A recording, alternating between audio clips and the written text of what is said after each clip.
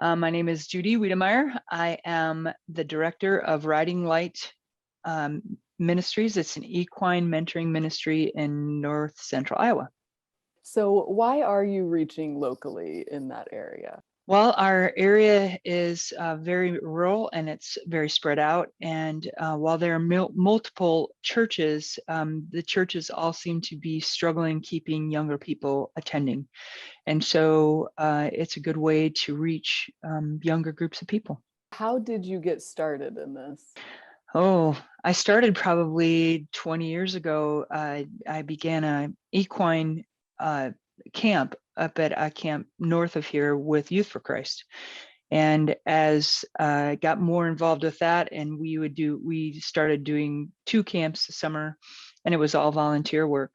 But I really, really liked it, really enjoyed the time that I spent with the girls and enjoyed the time that we really got to focus on Jesus and horses and things like that. And they seem to kind of go hand in hand, So yeah, it was a kind of a good marriage. And then met a gal who was in ministry and ended up that was in full-time ministry, and planted that seed. And a few years later, I started this, or I didn't, God started it and used me to do it. So why do you think reaching local is important in today's culture? Because if we don't reach our current culture wherever we are, whether it's here in rural Iowa or in urban New York, if we don't reach the people around us and do something for Christ, then number one, we're not obeying his commands to go and to tell and to make an effect on other people. And so it's really up to us as believers. If you are a follower of Christ, you are a missionary, and you need to get out there and tell people about the saving grace that God is offering. One question I was going to ask you, why horses specifically? Why are you working with horses? Well, I think God sometimes gives us this passion that's unique.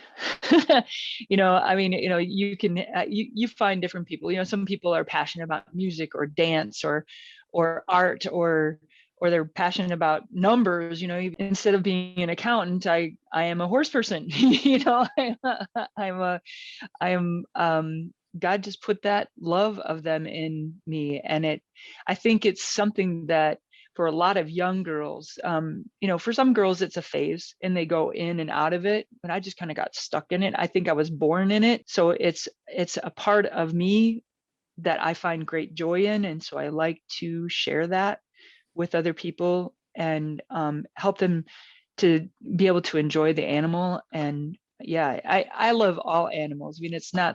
It's focus is probably horses and then dogs and other animals after that. Yeah, I'm kind of it's just, that's the way God made me.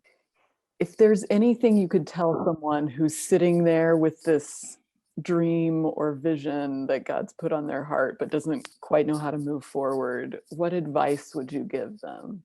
I would tell the person to take the next step. If they feel God's moving them, just ask God what the next step is, whether it's contacting in faith, and finding out about what other people have done and what opportunities there might be through an organization like that, or maybe they need to contact their church, or maybe they feel they need counsel and go to their pastor or to someone they trust that's a believer, that would be able to give them good godly counsel.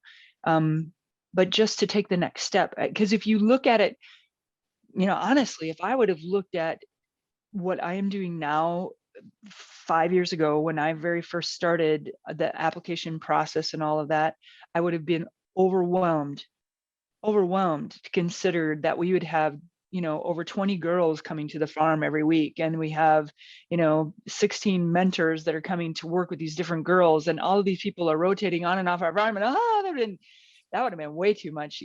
Just the idea of 10 horses would have been too much for me at that time.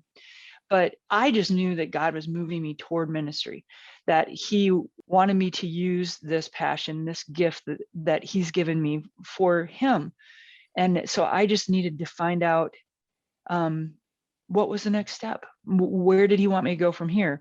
And then if I followed that, then I knew I could trust him to show me the next step.